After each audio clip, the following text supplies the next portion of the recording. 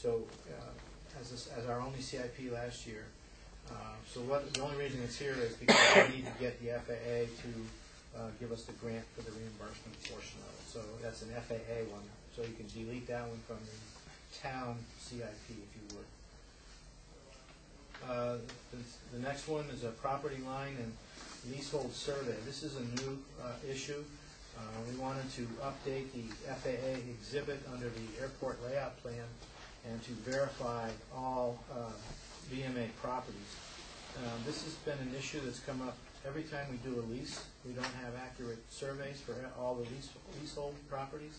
We find that working with the assessor's office, the assessors don't have all the leases listed. Some of our airport tenants aren't being taxed appropriately, and we need to have a better layout of the entire airport. This also ties in with what I believe it was the Finance Committee wanted to do to take a comprehensive look at all of our properties, particularly those outside the fence, to see what we wanted to do with property management. So they're all kind of tied together.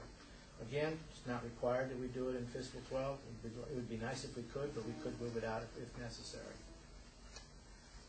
Also, that is eligible for AIP reimbursement at 95%.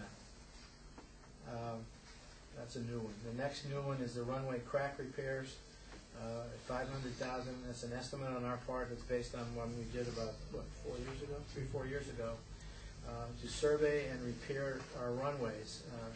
We have a lot of cracks in our runways, and we have a fence that prevents any groundwater contamination from going anywhere else. So we've stopped it, but we can't clear it up doing what we're doing. So this is the next step. This would be to clear up that contamination, and it's not required that we do it right now. We think it needs to be done. It could be deferred because we're continuing our program, and it's stopped it, so we're not causing any more problems. But we'll never get it cleaned up unless we go to the next step. Unfortunate part is that all has to come out of airport reserves. There's no grants for it that we're aware of. Lewis Pond and Upper Gate Pond, Stage 2 risk assessment, $70,000. This is to determine that there's no significant risk from the groundwater runoff that's going into those ponds, and to achieve a DEP response action outcome that would eliminate further, I guess, testing and monitoring of those ponds. Again, this is not mandatory that we do this right now. It's an issue. It needs to be worked on. It needs to be looked at. We're recommending we do it at some point in time, but it could be pushed out. So, yeah, I thought we had that all squared away. that was looked at during the DRI, if I remember correctly, in 2006. But that was put to bed. No, it's not put to bed. So, I don't know, Mark, can you explain that a little bit more? Yeah, if I could explain for just a minute, Mark Nelson with the Horsley-Whitten group. We did a fair bit of exploration of those ponds. We did a fair bit of exploration with those ponds at the time of the DRI application for the new terminal.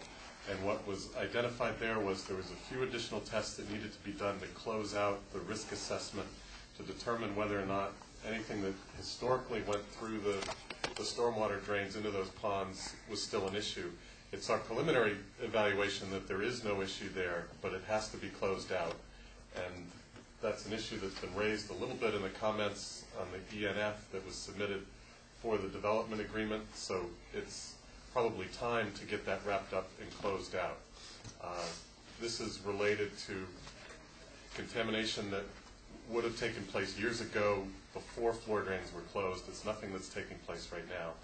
And it's just a function as to whether anything that's remaining in the sediments at the bottom of the pond is still a threat to any of the organisms within the pond. There's no indication that they are, but we need to do some final tests to be sure and do a final round of analysis of those sediments. What about the plume? What's the status of that plume? The plume, there's one main plume that we've been remediating for a number of years that began from a floor drain at the old Provincetown Boston Airlines hangar that's now Cape Air. That's been cut off so it can no longer migrate. And there's one area under the north ramp where there's limited oxygen that gets down into the groundwater, and that's needed to help do the final remediation of that area. But there's still some material that's above standards. It's clean at the source, it's been cut off, and it's clean down gradient from that source. This area is probably a couple hundred, maybe 300 feet long, and maybe about 80 or 90 feet wide, and that's an area that's the CIP item right before this, that's to try to go and get that so you're not spending money on an annual basis to monitor it, but that you spend a little bit more money at one time to go in and clean it up and close the whole thing out. You said not to monitor it? I thought we were going to monitor it. We are monitoring it, and the question is, do you just continue to monitor it and over time expect a slow degradation and remediation of what's there, or do you take a few years of that monitoring cost and use it for an active remediation system and go in and clean it up once and for all? What do you mean by cleaning it up? I thought that we not to disturb it so that we won't do any of this cleaning up. I mean, there's really, There's two separate between what things you're going on saying and there's some discrepancy here as There's to two- clean up this and what do you mean by cleaning up? Do you mean really going in there and getting rid of that so that we're going to disturb the plume? Well, there's two separate items here. There's the ponds, where there is no plume associated with those ponds. There's some heavy metals and some heavier hydrocarbons at trace levels that are sitting within the sediments at the bottom of the pond. I would not recommend digging those up, because I think we create more harm than we create good, and there's no evidence that what remains there is a threat to anything.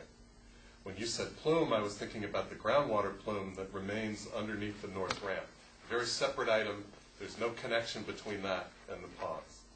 So there's Not no required. plume up at those two ponds? No. Okay, it's a misunderstanding that I've had all along. And the plume is what? You just oxygenate what's there to speed up the... There's some techniques you can go in there to increase the level of oxygen by injecting compounds that contain a lot of oxygen, do some additional treatment in those areas, and actively fight it instead of watch it move and degrade on its own. It's trapped in that area, and instead of just having an annual monitoring and reporting process that could go for a number of years, try to take some of that investment and up front go in and basically wipe this out once and for all and be done. And be able to say that the plume is now 100% gone. Are you talking about correcting the problem by removing the soil or using the oxygen system? By injecting a system that would inject chemicals down into groundwater. That's how The you... plume is about 30 feet below ground, so excavation under that ramp is not feasible and wouldn't make sense. And we don't need to do this correctly.